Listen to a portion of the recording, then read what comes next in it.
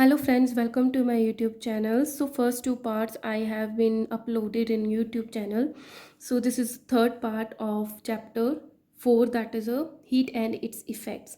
So let's start from here. Transfer of heat. So this is a very important topic of this chapter कि transfer किस तरीके से होती है heat, है ना, उसकी टाइप्स देखेंगे.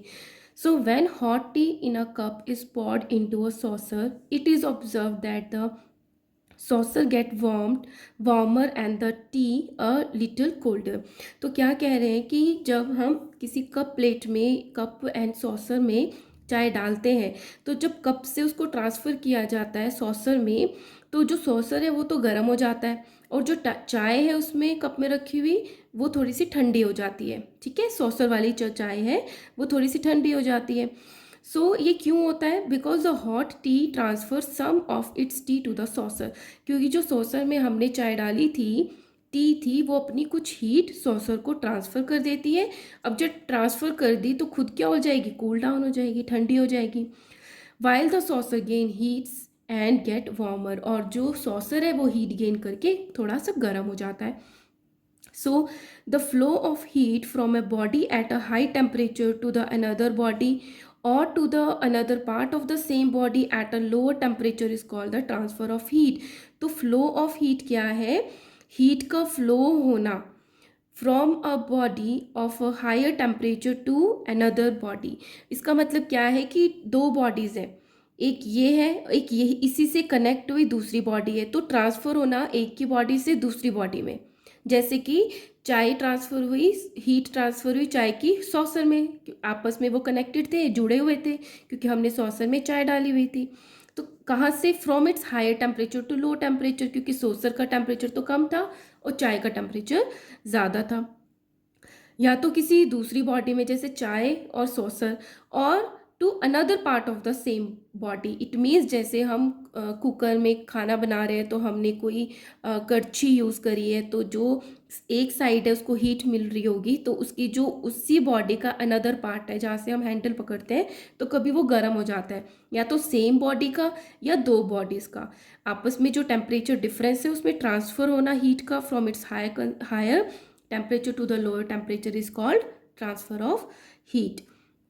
Imagine your teacher has to distribute notebooks to the students in the class. He can do it in the three ways. अगर आपके टीचर को आपकी क्लास में कॉपीज़ को डिस्ट्रीब्यूट करना है तो वो थ्री वेज से कर सकता है. एक चीज़ क्या हो सकती है कि वो स्टूडेंट्स को लाइन वाइज खड़ा कर दे और वन बाय वन कॉपीज़ को पास करता है, जो जिसकी कॉपी है उसको मिल जाएगी. नंबर 2, एक एक बच्चा टीचर के पास आता जाए और अपनी अपनी कॉपी लेता जाए. नंबर 3, ऐसा होता नहीं है लेकिन एक पॉसिबिलिटी है कि टीचर ऐसा भी कर सकता है कि वो थ्रो कर दे, जिसकी बुक है उसी स्टूडेंट्स को वो थ्रो करके दे दे. सो इसी तरीके से इन तीन तरीके से हीट का ट्रांसफ़र होता है, जैसा कि ये एग्जाम्पल है. सो नंबर 1 किस तरीके से ट्रांसफ़र हो सकता है? He can hand over the notebooks to the first student and ask him to pass to the next student. The next student pass it on to the next and so on. तो इसी तरीके से जो book है वो पास होती रहती है. ठीक है. In this way the last student can receive his notebook without actually moving his place. तो इस एक्सपेरिमेंट में क्या हुआ कि जो स्टूडेंट है वो मूव नहीं हुआ, लेकिन स्टूडेंट को, लास्ट स्टूडेंट को अपनी बुक मिल गई. ठीक है. तो एक तो ये तरीका हुआ. एक ये हुआ, the teacher may ask all the student to line up. Teacher क्या कह सकता है कि लाइन बनाओ and call one student after other. एक के बाद एक बच्चा आता जाएगा, receive his notebook and go back. अपनी अपनी नोटबुक लेगा और चला जाएगा. ये सेकेंड वे हो गया. Third, the teacher may throw the notebook directly to the student without disturbing those sitting in between. मतलब अब उसने किसी बच्चे को ना अपने पास बुलाया ना खुद गया, जस्ट थ्रो करके नोटबुक डायरेक्टली उस स्टूडेंट को दे दी. बीच वाले बच्चे कोई भी परेशान नहीं हुए, बैठे रहे वो. Similarly in nature there are 3 distinct way in which heat is transfer. इसी तरीके से हीट की ट्रांसफ़र होने के भी 3 तरीके होते हैं. These are conduction, convection and radiation. So 3 ways are conduction, convection and radiation. Now let us study these 3 modes of heat transfer in detail. अब इसको डिटेल में हम स्टडी करेंगे. Number 1 is conduction. When you heat one end of the steel spoon by keeping it over a Bunsen burner, you find that its other end also become hot after some time. जब आप किसी spoon को, metal के spoon को ऐसे Bunsen burner पे आप heat देते हो, तो थोड़ी देर बाद देखते हो कि उसका जो अनदर एंड है वो भी क्या हो जाता है, गर्म हो जाता है. In this case heat is transferred. इस दिस केस में क्या हुआ, हीट तो यहाँ थी लेकिन वो ट्रांसफर हो गई from the hot end of the spoon to the cold end by conduction. कैसे ट्रांसफर हुई, कोल्ड एंड से हॉट एंड से to cold end by the means of conduction. किस मीन्स से, कंडक्शन से. So conduction is a process of transfer of heat in a body from the hotter end to the colder end without any actual movement of the molecules of the material. तो आपने देखा कि इसमें जो spoon के molecules थे उसमें तो कोई चेंज नहीं आया, उसमें तो कोई मूवमेंट नहीं हुई. फिर भी क्या हुआ, बॉडी में हीट का ट्रांसफर हुआ from the hot end to the cold end without actually movement of the molecules of the material. Materials move नहीं हुए. ठीक है. Compare this method to handing over the notebooks to the first student and asking him to pass it to the next student in the previous activity. तो हमने जो first type देखा था कि टीचर कैसे डिस्ट्रीब्यूट कर सकता है बुक्स को, जैसे एक को दिया, एक ने दूसरे को पास ऑन किया, दूसरे ने थर्ड को पास ऑन किया, तो पास करते रहे लेकिन बच्चों ने अपना मूवमेंट नहीं किया. So this type of transfer of heat by the process of conduction take place only in the solid. किस में होता है कंडक्शन, सॉलिड में होता है.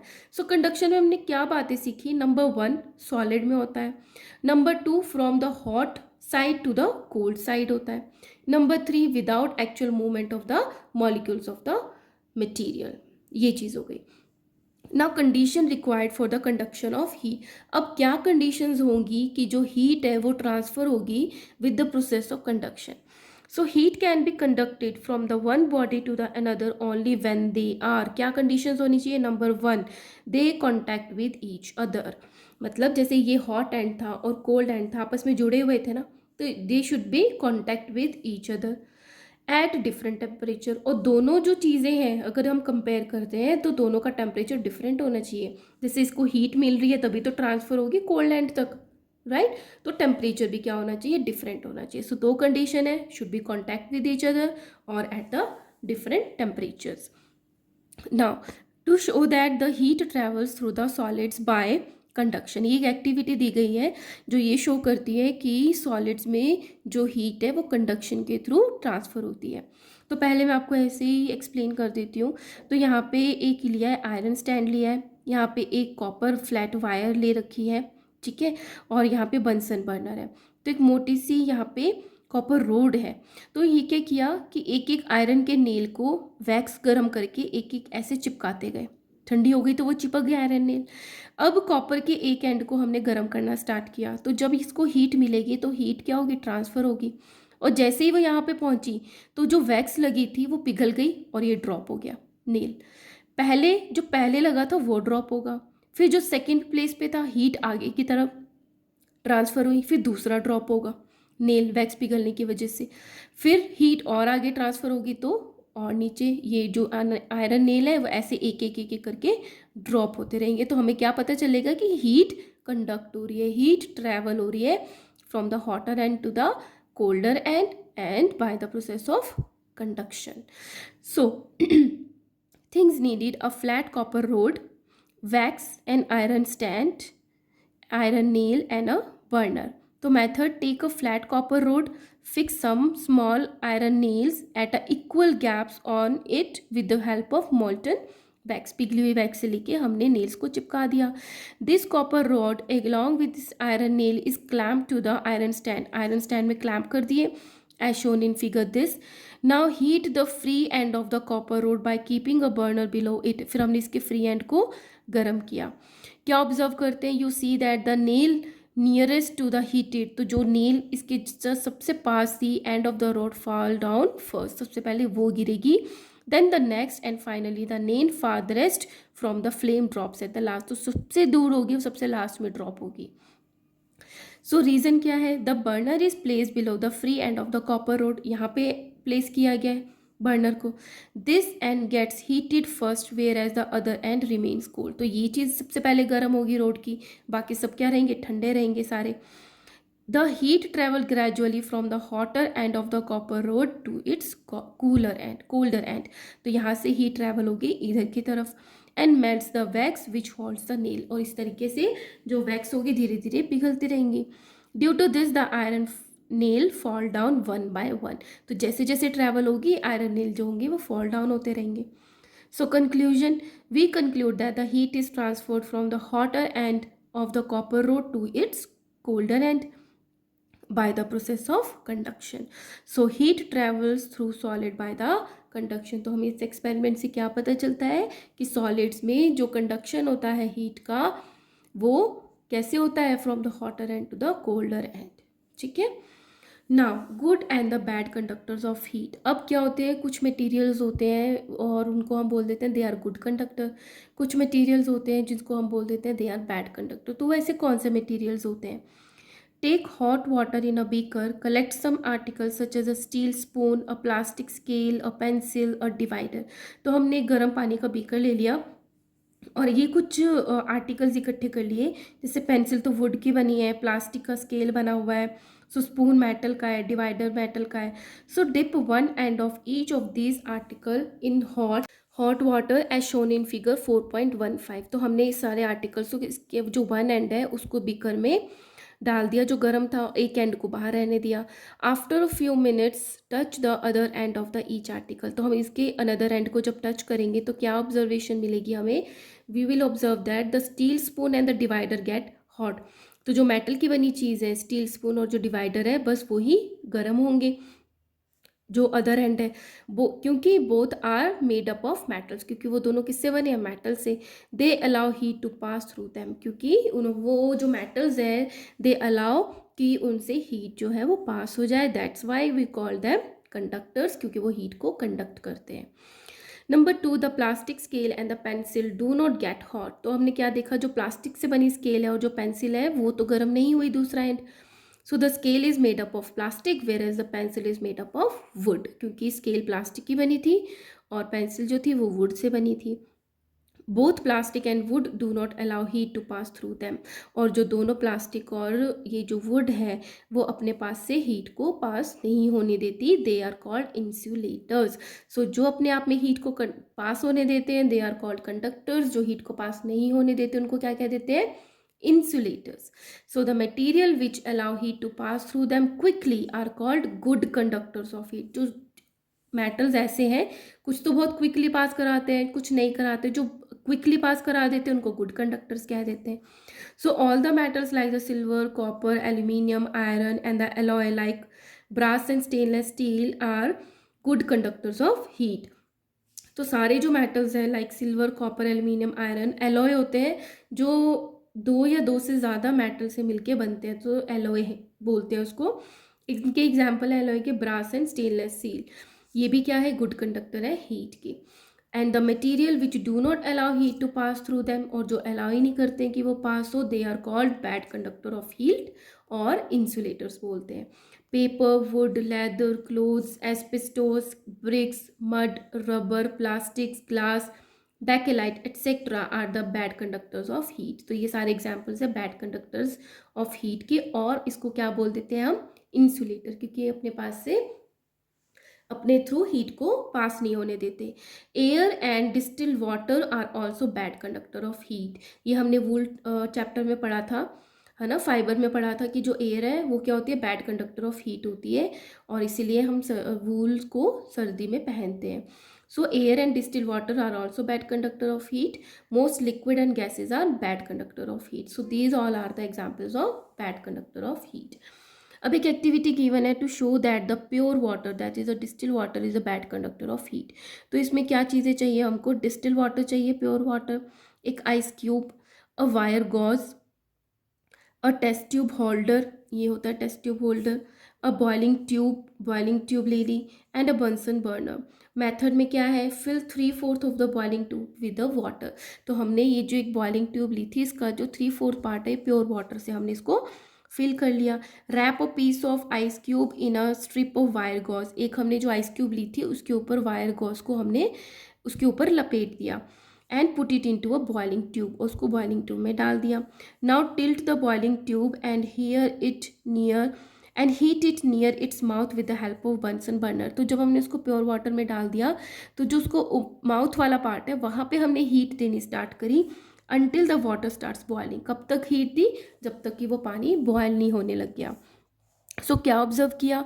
You see that the water begins to boil, पानी तो बॉयल होने लग गया but the ice cube placed in the lower part of the boiling tube remains unchange. लेकिन जो आइस क्यूब थी वो आइस क्यूब ही रही, उसमें कोई चेंज नहीं आया, वो नहीं पिघली. It does not melt. क्यों? क्योंकि जो हीट थी यहाँ पे प्योर वाटर था, वही तो एक मेथड था ट्रांसफ़र होने का, वही एक बीच का मटेरियल था, लेकिन वो क्या है, वो हीट को पास नहीं होने देता है ना. सो इससे क्या कंक्लूजन निकलता है? That the heat from the upper part of the water has not reached is lower part. की जो हीट इसको मिल रही थी वो लोअर पार्ट तक पहुंची ही नहीं. Thus we conclude that the pure water is a bad conductor of heat. तो इससे एक्सपेरिमेंट से हमें क्या पता चलता है एक्टिविटी से, कि जो प्योर वाटर होता है वो क्या होता है? बैड कंडक्टर होता है हीट का. ठीक है ना. Uses of good conductor of heat. अब हम कहाँ पे यूज़ करते हैं जो गुड कंडक्टर्स होते हैं हीट के?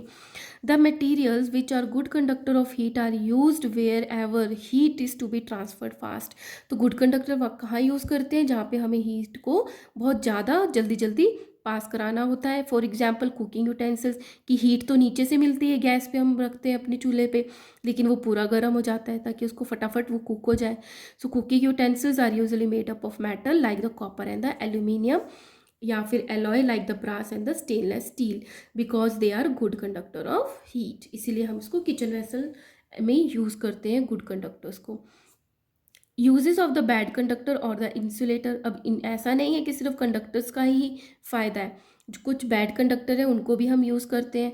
इंसुलेटिंग हैंडल, जैसे यहाँ पे जो इंसुलेटिंग हैंडल है, ये तो कुकर तो गर्म हो गया लेकिन पकड़ेंगे तो हाथ जल जाएगा, तो ये जो हैंडल है ये इंसुलेटर्स का बनाते हैं ताकि ये कितना भी गर्म हो, जब आप पकड़ो तो आपके हाथ जल ना जाए. So appliances like cooking pan, pressure cooker, electric iron, electric kettle are provided with the wooden or the bakelite handle. तो उनके हैंडल कैसे होते हैं? या तो वुडन होते हैं या बैकेलाइट एक प्लास्टिक होते हैं उससे मिलके बनते हैं. Because these material are bad conductor of heat, ताकि वो गर्म ना हो जाए. As the heat from the hot appliances does not flow into our hands, और वो हमारे हाथ में ना लग जाए. As a result, we can hold the appliances by their handles even when they are hot. तो ये कुकर कितना भी गर्म है फिर भी हम इसको हैंडल से पकड़ के उठा सकते हैं.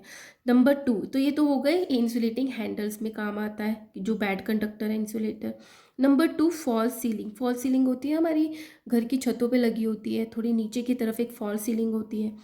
सो false ceiling generally made up of plaster of Paris, asbestos और वुडन प्लाईबोर्ड्स. तो ये जो फॉल सीलिंग होती है वो किससे मिलके बनती है? प्लास्टर ऑफ पेरिस से, एस्बेस्टॉस से और द वुडन प्लाई बोर्ड से.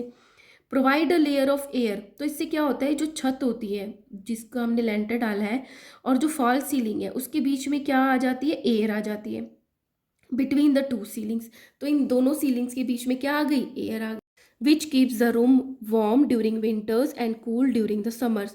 तो उस एयर की क्या होती है? वो तो बैड कंडक्टर होती है, एयर हमने पढ़ लिया. तो जब उसके बीच में एयर ट्रैप हो गई तो अगर ठंड है तो हमारी रूम का अगर हम उसको हीटर चला रहे हैं तो हमारी हीट जो है वो वेस्ट नहीं होगी. सिमिलरली अगर समर्स है तो बाहर की जो हीट है वो अंदर नहीं आएगी. Since the air in between the two ceiling is a bad conductor of heat, it prevent the transmission of heat from the either side. तो दोनों तरफ से नहीं आएगी, ठंड में अंदर वाली वेस्ट नहीं होगी और गर्मी में बाहर वाली हीट जो है आपके घर के अंदर नहीं आएगी अगर फॉल्स सीलिंग है. So for making roof of the houses, asbestos sheets are preferred over iron sheets. तो क्या कह रहे हैं कि रूफ बनाने के लिए एस्बेस्टोस शीट्स जो होती हैं वो ज़्यादा प्रॉपर होती हैं as compare to iron sheets, because asbestos is a bad conductor of heat. Iron तो गुड कंडक्टर है, एस्बेस्टोस बैड कंडक्टर है. तो किसका बनाना चाहेंगे हम रूफ? एस्बेस्टोस का. ठीक है. Number 3, woollen garments. In winters you use woollen clothes. Wool is a bad conductor of heat. Yes. Moreover, the air get trapped between the wool fibres. क्यों होती है ये गुड इन विंटर्स? बिकॉज जो वूल के fibres होते हैं उनके बीच में एयर ट्रैप हो जाती है. And air is also bad conductor of heat. Air bad conductor होती है. Both air and the wool prevent the flow of heat from your body to the cool surrounding. तो इससे क्या होता है कि जो वूल है और जो एयर है, आपकी बॉडी की जो हीट है वो उसको बाहर की तरफ वेस्ट नहीं होने देती, एस्केप नहीं होने देती ठंडी जगह पे। They also prevent the cool air from reaching your body, और इसी तरीके से कूल एयर को भी आपकी तरफ पास नहीं आने देगी। सो यू फील वार्म, इसलिए आपको कैसा लगता है, वार्म फीलिंग आती है। Number 4, igloos. Eskimos make double walled houses called the igloos using blocks of ice। तो इग्लू कैसे बनता है, ऐसे आइस के ब्लॉक्स होती हैं तो दो लेयर बनाते हैं इग्लू में। तो जो दो लेयर है रूफ की, उसके बीच में एयर ट्रैप हो जाती है। Again air is a bad conductor of heat, है ना।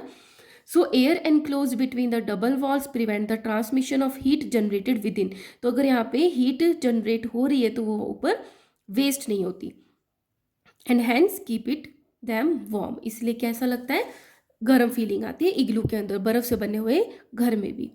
To thin woollen blankets are warmer than the thick woollen blanket, why. तो क्या कह रहे क्वेश्चन है, तो अब आपको सोच सकते हो कि अगर हम दो थोड़े से पतले ब्लैंकेट लें या एक ही मोटा ब्लैंकेट सर्दियों में ओढ़ें तो कौन सा ज़्यादा गर्म होगा, दो पतले ब्लैंकेट। क्यों, क्योंकि दो के बीच में एयर जो है वो ट्रैप हो जाती है। एयर ट्रैप होगी तो क्या हो गया, बैड कंडक्टर ऑफ हीट है, तो हमें ठंड कम लगेगी। नंबर 5, डबल वॉल्स, मतलब दो दीवारों के बीच में भी एक स्पेस छोड़ देते, एक जो दीवार है एक और दीवार बनाते हैं उस बीच में जगह छोड़कर। The wall and the doors of a refrigerator, जो वॉल है, दीवारें हैं या फिर जो डोर है हमारे फ्रिज के, रेफ्रिजरेटर के, उनकी दो लेयर्स होती हैं। With an insulating material in the middle, और उसके बीच में क्या लगाते हैं, इंसुलेटिंग मटेरियल, जो कि बैड कंडक्टर होता है हीट का। So this material and the air and trapped between the two walls prevent the heat from entering the refrigerator.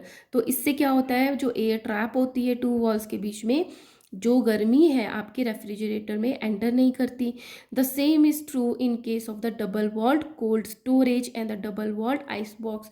और यही सब सेम चीज़ ही अप्लाई होती है जहाँ पे कोल्ड स्टोरेज का सामान होता है और जो डबल वॉल्ड आइस बॉक्स होता है, ठीक है, उसमें भी डबल वॉल्ड होती है। Number 6, gunny bags. Slabs of the ice are covered with the gunny bags. Gunny bags होते हैं जो बोरियां होती हैं जैसी ना, उसको बोलते हैं। सो जो ठंडी आइस होती है, बड़ी बड़ी स्लैब्स होती हैं, उसको गनी बैग से कवर किया जाता है। The material use for making Ghani bags is a bad conductor of heat. क्यों करते हैं, क्योंकि जो गनी बैग होता है उसका जो मटेरियल है that is a bad conductor of heat and does not allow the heat flow from the outside to enter into the ice. तो वो हीट को आइस में ट्रांसफर नहीं होने देता। Moreover the air filled in the interspaces of the gunny bag, और जो gunny bag के बीच में एयर स्पेसिस होती हैं वो एयर से फिल्ड होती हैं। Being a bad conductor of heat, और जो एयर है वो बैड कंडक्टर है हीट की।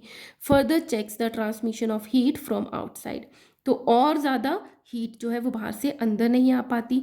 And prevent the ice from melting, और इस तरीके से क्या होता है कि जो आइस है वो मेल्ट नहीं हो पाती। Let's do some MCQs। Number 1 is conduction of heat takes place only in. Conduction किस में होता है, सॉलिड्स में, लिक्विड्स में, गैसेज में और एयर में। So answer is solid, liquid नहीं, आंसर रॉन्ग टिक किया हुआ है, सॉलिड्स में होता है। Stainless steel is a dash conductor of heat. Stainless steel कैसा होता है, good conductor, bad conductor, poor और very poor, good conductor. Pressure cookers are provided with, pressure cooker के साथ क्या लगा होता है, कौन से हैंडल होते हैं, कॉपर के, नहीं ये तो गुड कंडक्टर होता है। बैकेलाइट के, यस। ये प्लास्टिक का बना होता है, so it is a bad conductor. Cooking utensils are usually made up of. Cooking utensils होते हैं वो किससे बनते हैं, यूजुअली वुड से, प्लास्टिक से, स्टेनलेस स्टील और a glass. So answer is stainless steel. Dash is a bad conductor of heat, copper, air, silver और गोल्ड। तो इसमें से बैड कंडक्टर कौन है, एयर है। So here are conduction topic is completed. So आगे मैं और वीडियोस डालूंगी। If you like my videos please like, share and subscribe. Thank you so much.